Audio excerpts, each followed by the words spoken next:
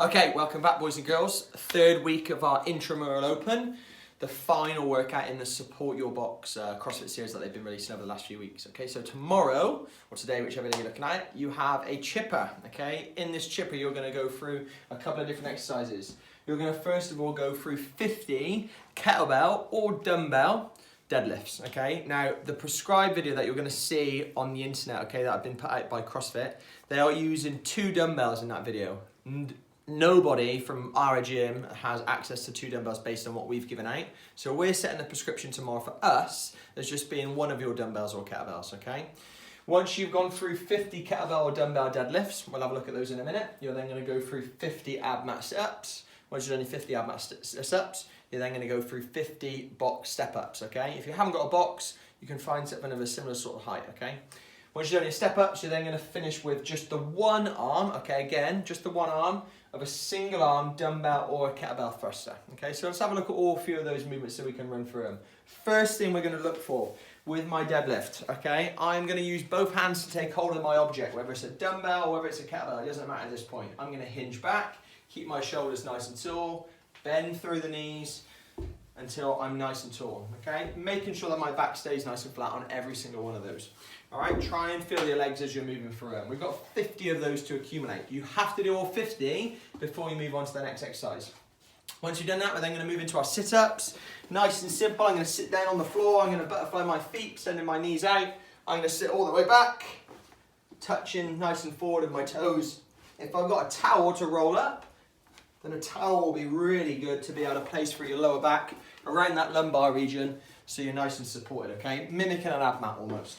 Once we've done our sit-ups, we're then going to go into our step-ups. So I'm going to step nice and tall, making sure you're not hitting a garage roof. You can step up onto a park bench. You can step up onto a chair. Something that you know is going to be nice and safe, okay? If you haven't got anything of that, your coach will give you an option as to what he or she thinks you should do in that part of the workout. Once you've done your step-ups, 25 on each leg would be good. Then I'm going to go through 50 single arm dumbbell or kettlebell thrusters, okay? Again, first and foremost, I'm going to sit down into the bottom of the squat, drive all the way tall, press the dumbbell so it's nice and high overhead, with that arm finishing next to the ear. I bring the dumbbell back down to the shoulder before I start and execute that next rep. What we don't want to do is get ahead of ourselves and start trying to squat too early, okay? Now, I know some of you are already thinking that there's no way you're going to be able to do a thruster with your kettlebell or your dumbbell that you have. We've already thought of you people team, all right? What we're going to do instead, if that's too difficult, we're going to get you to grab your plate. We're going to get you to hold your plate nice and high in that front rack position. Sit all the way down, drive, I forgot I had my visor on, drive that plate overhead, okay? Making sure to keep my rib cage packed down, my chest nice and tall as I drive it up and overhead. Is that Nicola? Mm-hmm. She's going to see herself on video in a minute, okay? We're giving you a shout out, Nicola, okay? All right, that's our workout. There's a 20-minute time cap for you to get all of those 200 repetitions in. If you finish before the 20-minute time cap, your score is how long it takes you to complete all of those reps. If you don't think you're going to get that in, or you don't get to completing that, your score is how many repetitions you complete at the end of that 20-minute mark. We think tomorrow that there's going to be lots of you in and around that 10-minute mark, okay? Let's see how many people we can get round to around about 10 minutes, okay? Warming up. First and foremost, to get ourselves nice and warm, elevate our heart rate, get ourselves nice and sweaty, 60 seconds of jumping jacks. I'm going to find myself a nice spot, touching my hands overhead, jumping on the spot, being nice and loosey-goosey, okay?